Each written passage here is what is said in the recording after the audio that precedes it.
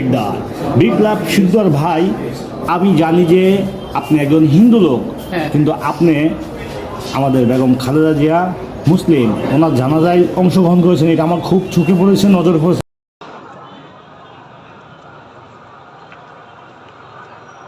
In 1986, when military ruler Hussain Mohammad Ershad arranged a national election, the Awami League, BNP and Jamaat Islami initially decided to boycott the polls. However, the Awami League and Jamaat eventually broke promise.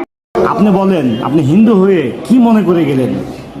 আমি বেগম নেত্রী খালেদা জিয়াকে অনেক ভালোবাসি।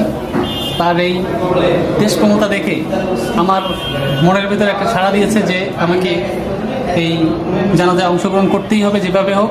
আমি অনেক দূর থেকে এসে এই জানাজায় অংশগ্রহণ করেছি। আমার জীবন আসলে অনেক ধন্য, এই জানাজায় অংশগ্রহণ করতে পেরেছি। আর আমি তার জন্য অনেক দোয়া করি যে উনি যেন জান্নাতবাসী হোক, শুভকামনা করি। বিএনপি দলের সকল নেতাকর্মীদের